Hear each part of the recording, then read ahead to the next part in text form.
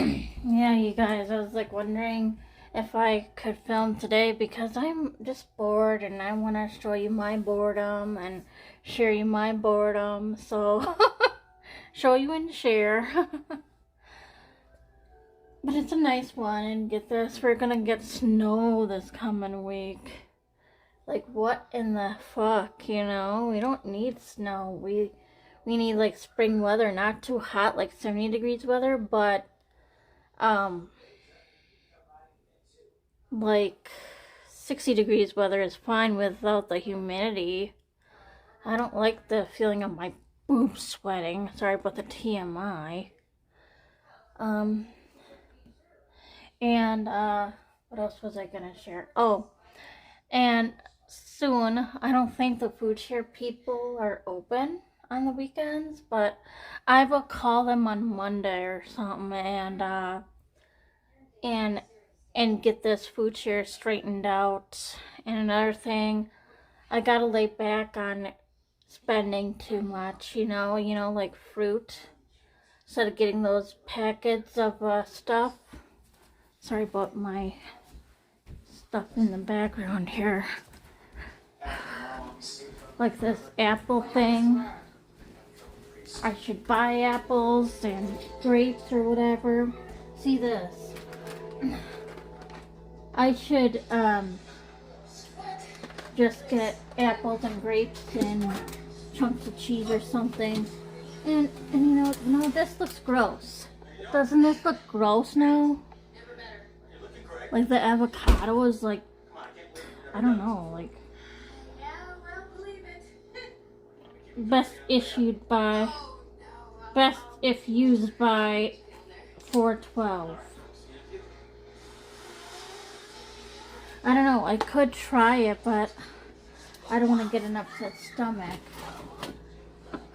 So, I don't know what else I can eat.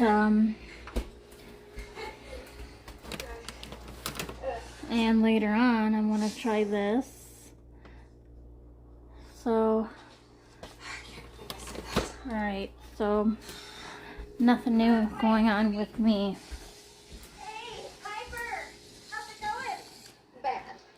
Baby just called. There's an emergency at the restaurant. I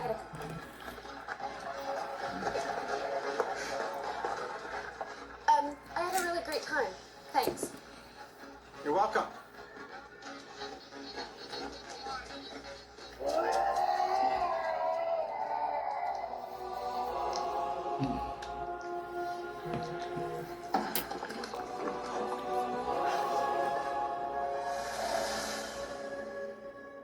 Prue.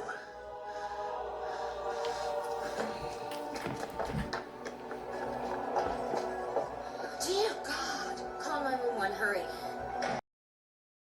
He took a breath on his own. He kind of heard a pop in his chest. His breathing was very irregular and very noisy, very labored. A policeman and another volunteer EMT had already begun emergency procedures when Jerry arrived and took charge of the scene.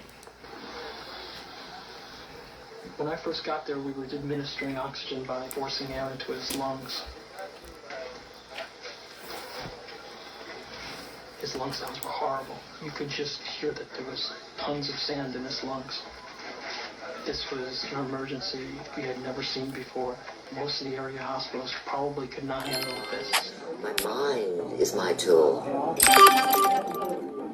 The family contacted me, and they sent me something of the missing person.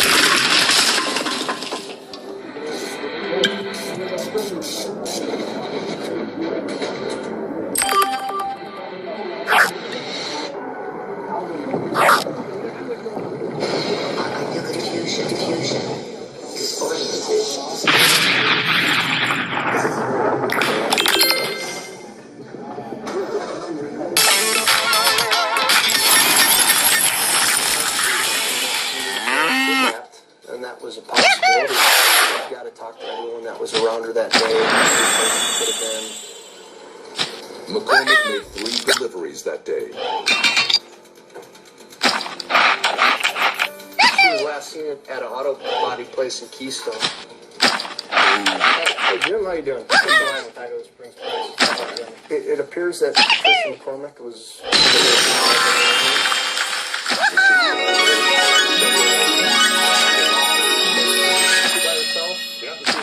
Yeah. For some reason, I'm getting April. They're going to find her. They're going to find her in April.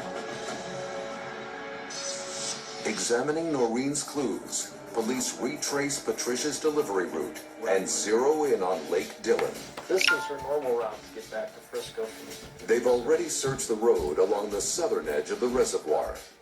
Okay, go around Swan Mountain. That's where, yeah, that's where everybody was looking. Right. But according to Noreen's vision, McCormick took a different route that day. At the first sign of spring thaw, police resume the search.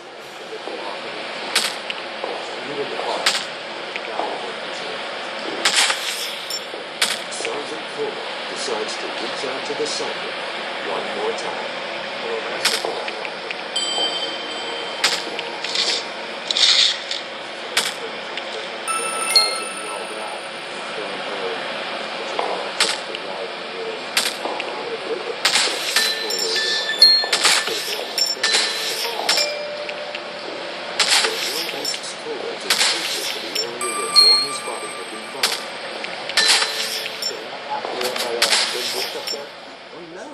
There's a thesis subject for you budding psychologists out there.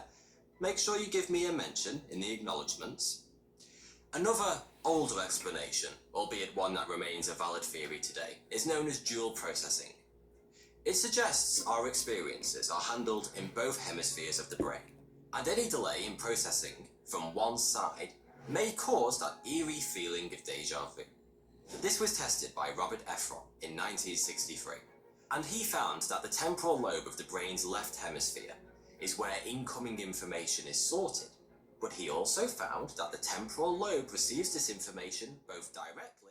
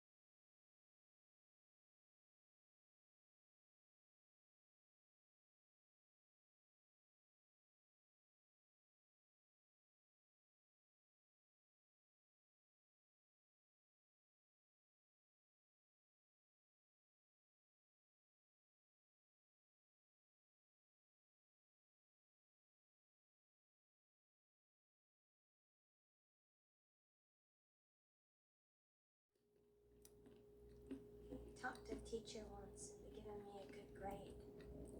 I knew he could just as easily have talked to her and given me a bad one.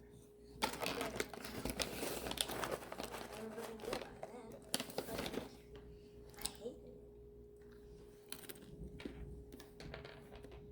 Tell me again about the first time.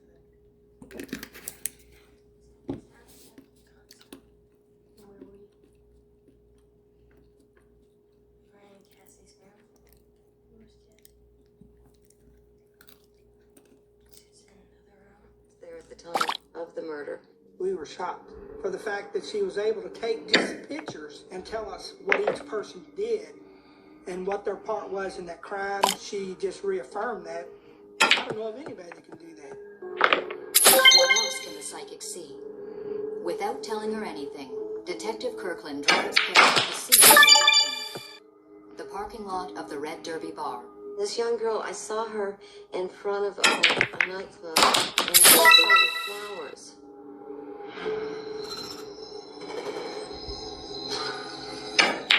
This is where I felt a lot of violence here.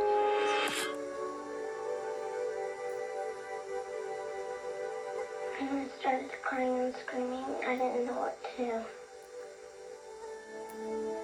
The pressure of saving a child, for some reason, that is a big pressure.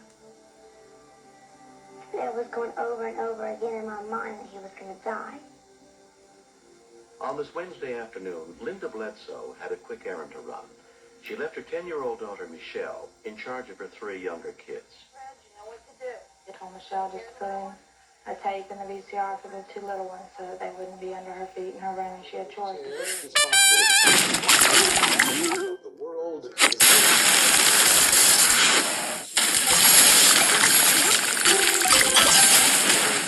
delicious, tasty,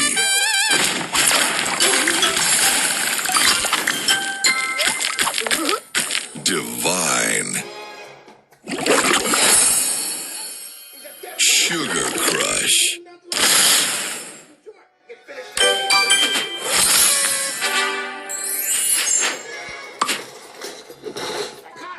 Says Amy. In some ways, Inside Out set itself up for a sequel, and we're going there. According to the actress, the film will make us see what it feels like to be a teenager, and it has some really deep messages for both young people and adults. The project impressed Amy a lot, and she was very excited about revealing some details of her work. In many ways, it was really exciting. We know exactly where we were. We go to the teen brain and we see the madness that lives inside there. The actress also recalled the moments of her own puberty era and said there's lots of feeling frustrated or like you're very in between. There's a lot of things that you want to have move quicker than they are. I wish to show you how I would flip Shaylee's video to the right way.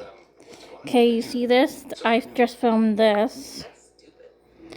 And for example, if I go right here, that's the wrong way. Some days I'd be so And I use this, and then I shorten it to where I want it, and boom, save. So that's what I do. Alright? That's how I would flip Shaylee's videos. This is my example on what I explained I would do on the video called Shaylee Dog Walks. Okay. Alrighty. It was hard to find the energy to get dressed. Why get dressed?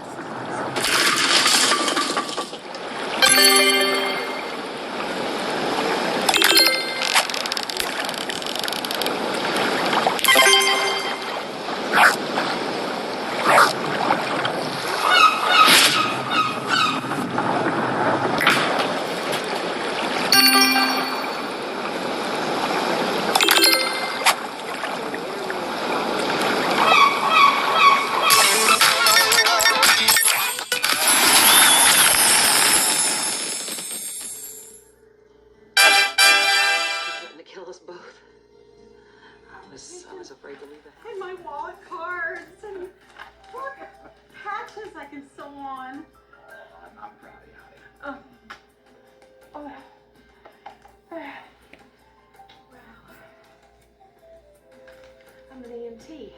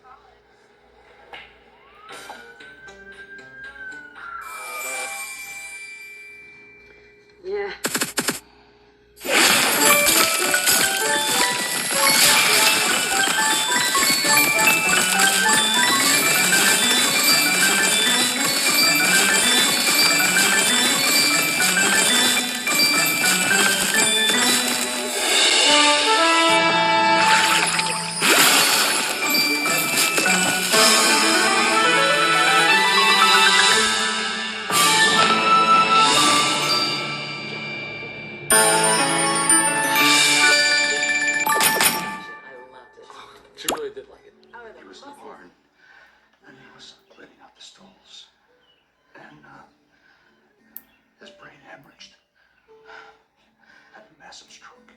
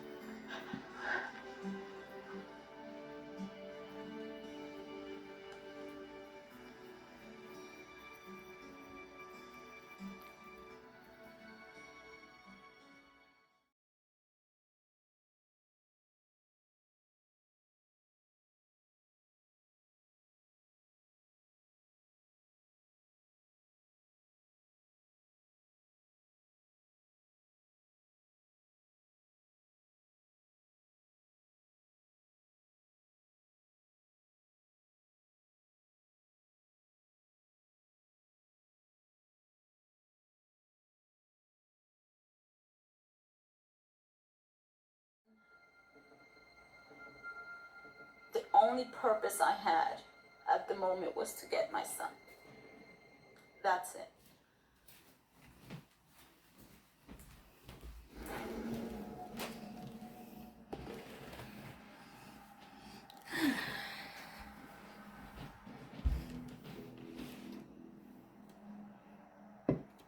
He stood there for a few seconds, and naturally I had my eyes closed. I didn't know what he was going to do. I didn't know what he was going to do next.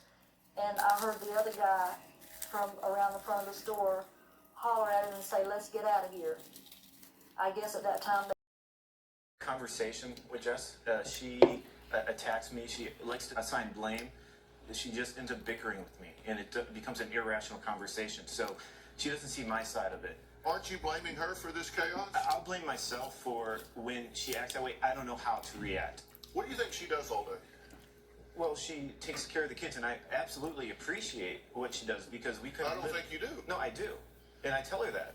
Yeah, and you have a daycare, right? And how many children do you have? 6. 6?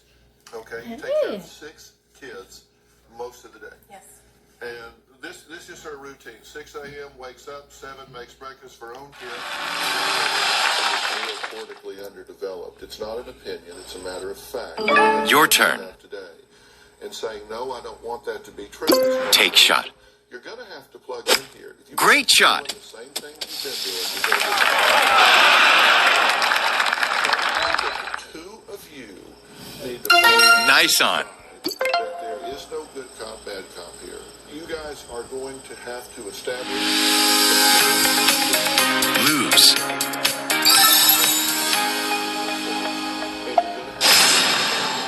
This isn't something you ease into, and so hear me. It's going to get worse.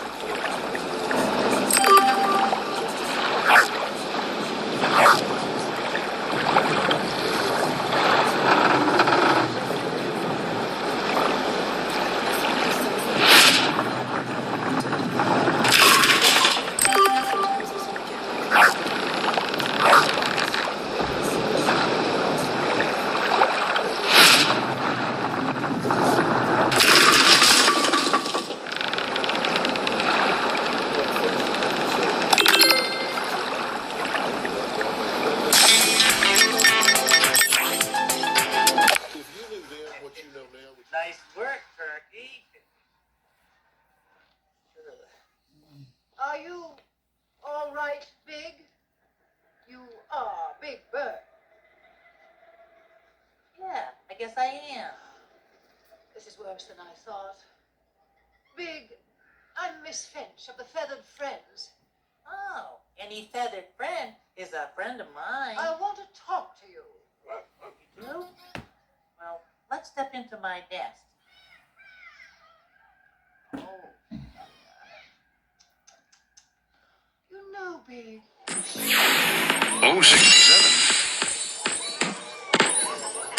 N44. Well. 074. I-22. 85. I-24. In 40. Round over. I should.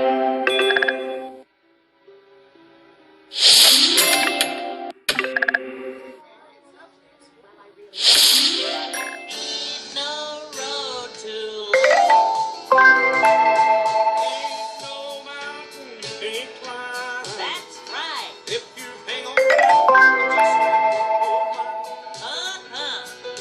Once you set your heart to moving on, Sing it.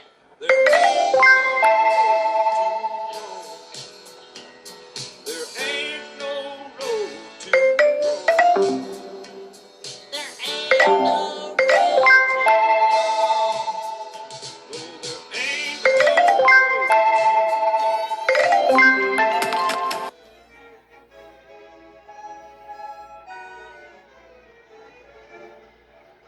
Sam, I've been holding this net for an hour. You take it. How am I supposed to hold that net while I'm driving you? I'll drive.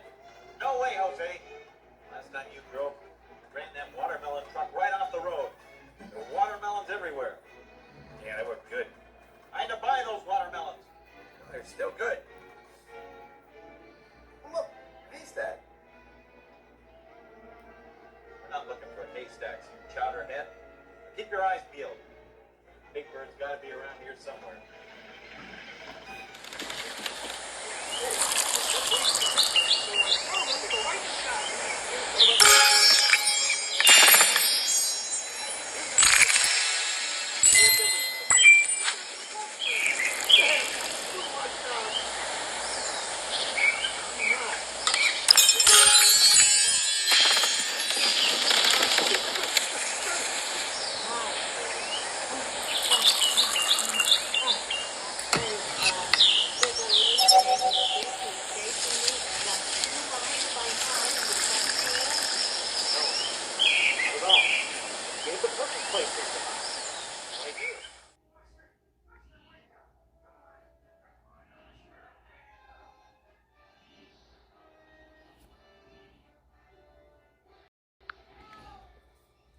Hi guys,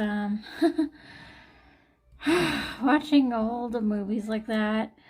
Oh my god, I was like 3 years old. That was my favorite movie back then. In 1985, I think it was, yeah. I was 3. And thinking back to that age, I liked sandbox, playing the sandbox, you know. Playing on the swing. What else did I like? Blowing bubbles. You know, with the wand, like going. Oh my god. And Grandpa Ray would have been still alive back in the day, and Mom would have been alive back in the day. Reliving that is a little depressing thinking about it. Like, oh god, Nora, don't think about these things. You're gonna make yourself teary-eyed. I just can't help it. Sometimes I wish I was that innocent child again, and the only thing I regret is not standing up for myself when it came to my sister and her artistic ways and her evil ways. I could have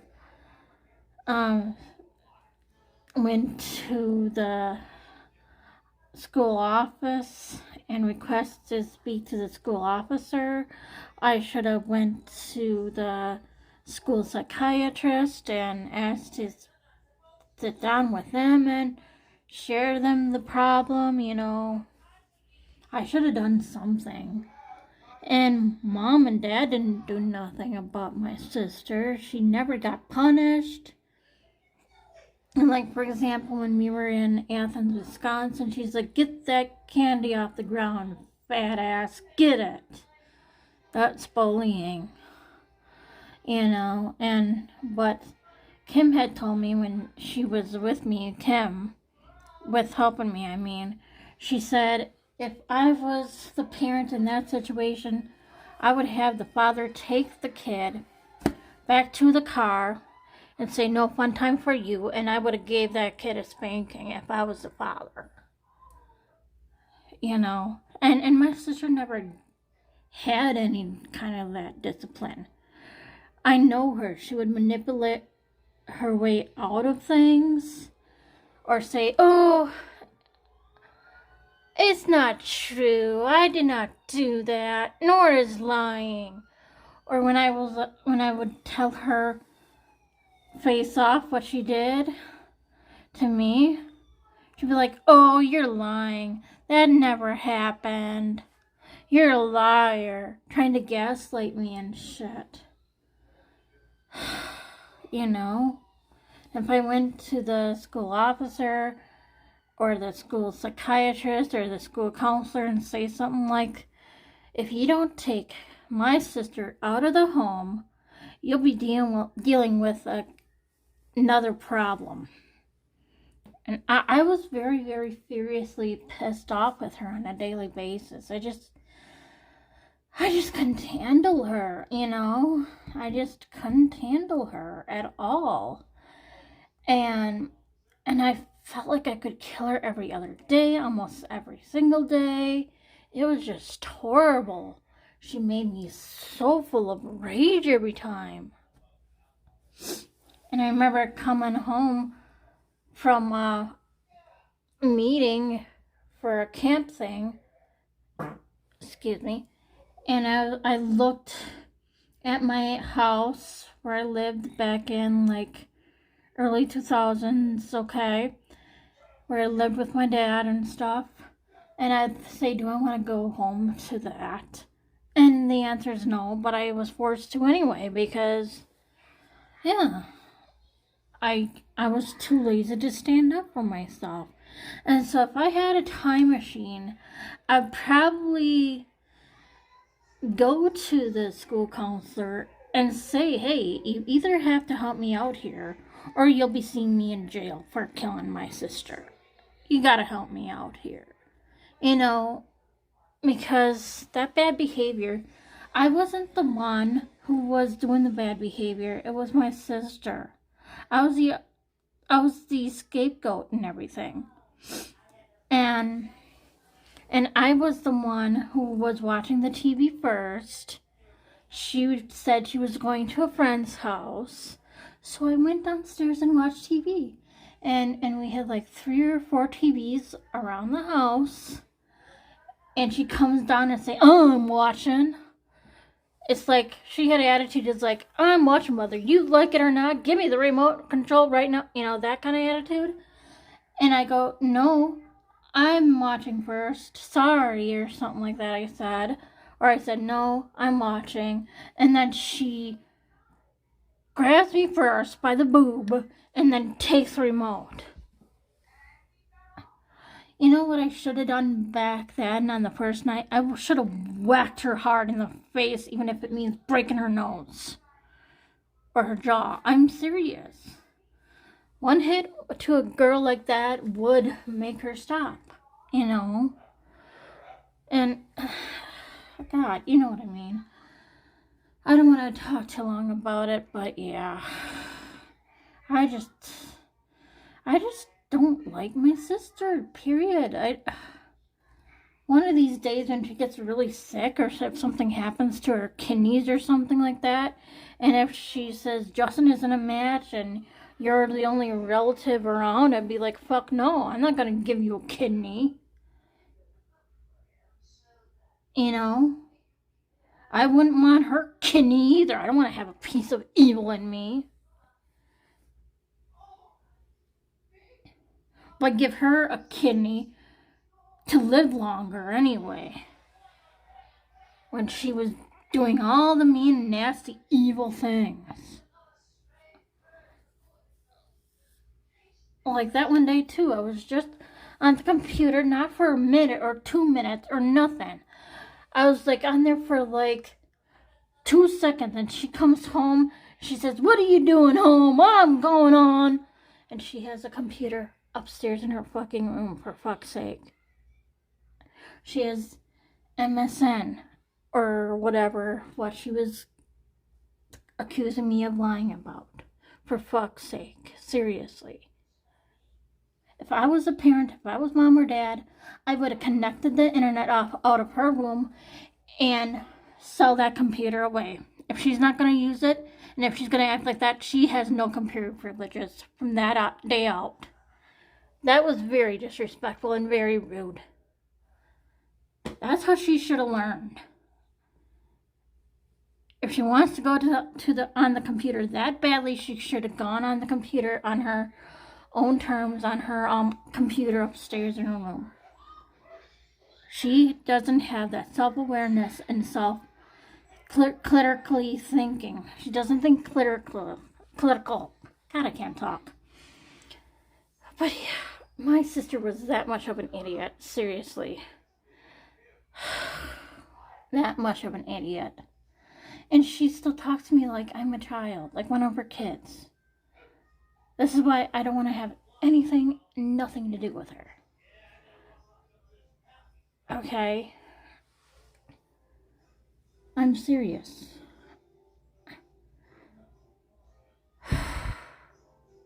So, watching old movies like that, it's just sad, you know? Sad that I had to put up with all that shit in my past. I wish I had a sister who was loving and kind and had straightful thinking. Oh, Nora's on the computer downstairs. I have my own computer upstairs in my room that I can use. It has the same stuff. Yeah, I'm going to use that instead.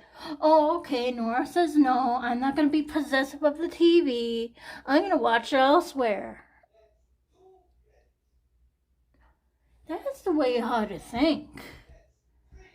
You know, and she would bully me and try to control me and stuff like that. And she was a real bully. And I remember reading a little story thing when I was at my dad's going through this stuff. I found out that she would hit me for no reason. And I said to myself recently, Nora, if anyone would hit you for no reason, you hit them back twice as harder. I'm not going to put up with people's shit anymore. I'm not going to have people bully me like that anymore. And that is final.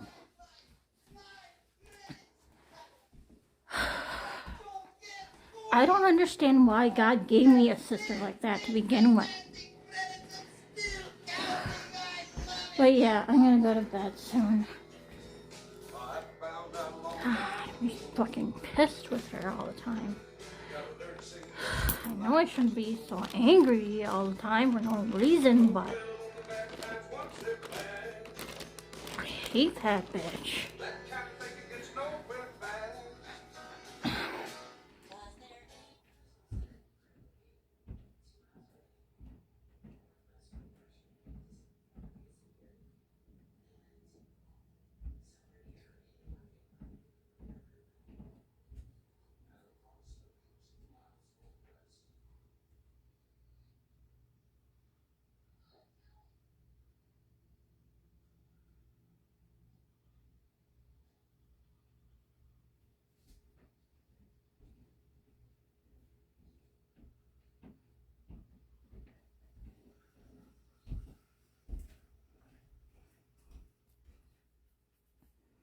Yeah, sorry about talking about my sister again like that.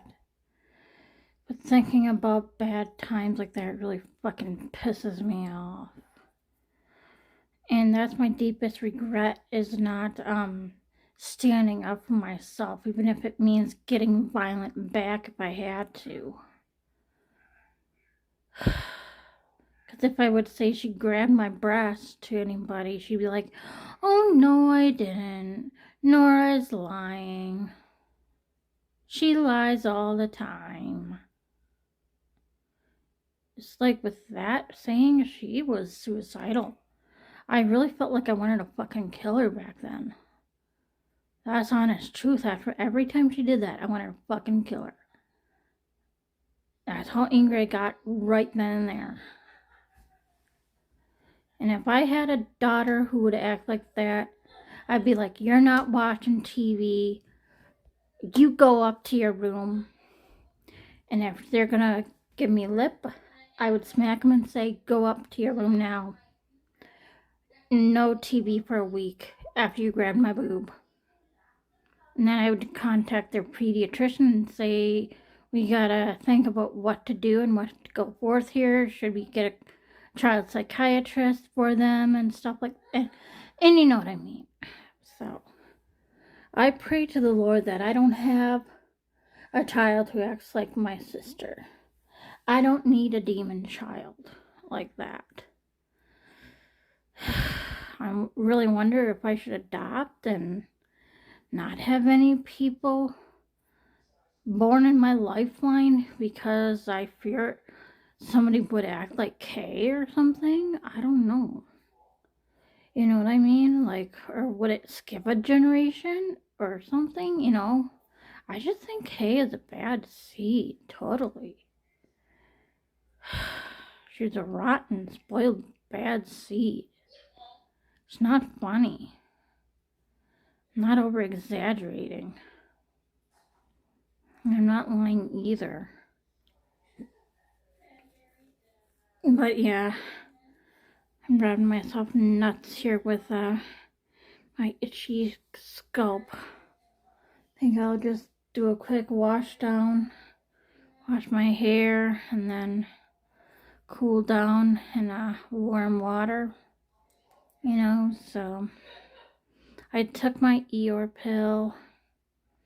I brushed my teeth. I'm gonna try to forget that fucking bitch. And yeah, another thing. Everybody thought I was being possessive of the TV when that is in the wrong. Kay was being possessive of the TV all the time. Not me, Kay. I'm the innocent one. She's the mean one. I hope when she dies, Jesus would put her over his knee and give her a spanking that she well deserves. That's honest truth. I don't want her in my heaven at all. And I have a right to say that. I don't want my Uncle Larry in my heaven at all. And that's the truth too.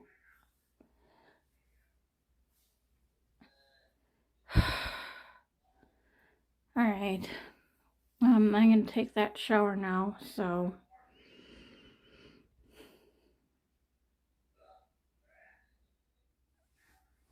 I'm out of the shower, guys. It lasted longer than I thought. So I'm going to dry off now and hop into bed, okay? Probably no hyperlapse. Just want to sleep and just dream. I hope it won't be all pissed off dreams, and I hope Kay isn't in it. I'm serious too. If she gets really sick and needed an organ of mine, I'm not going to give her any. Same with me either. I don't want to have any evilness of an organ in me either. Any piece of her in me. God. Mom and Dad should be ashamed of her and how she treated me back in the day. God. Pissed off with her attitude. I don't trust her either, I'm sorry to say.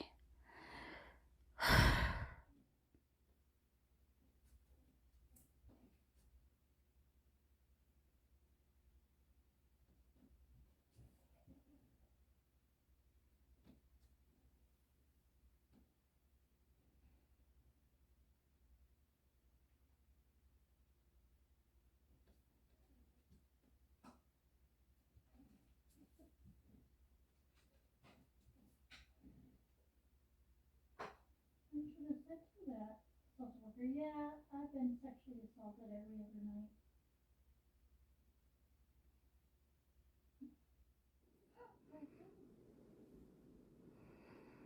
Alright. One more thing. It was either in 2003 or maybe 2004, somewhere around there. She made a thing that said, that was like, she said something like, I don't want any of your gay friends over. That really offended me. My friends aren't gay. God. And when Mom was sick with cancer, the pastoral nurse laid down some rules, like help Mom clean and stuff. And when Kay was over, from Minneapolis, she's like, why do I always have to come here and clean? Rude.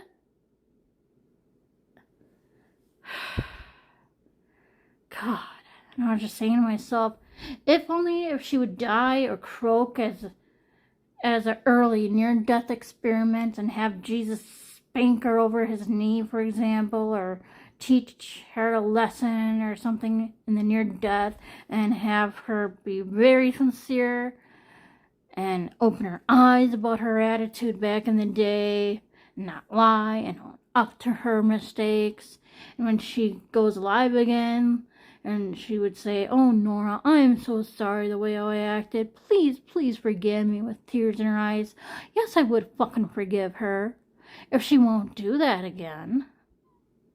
Like, talk down on me and bully me and talk to me like I'm a child. You know, yes, I would forgive her if she promises not to do that again. When you say you're sorry, you won't do things again. Okay?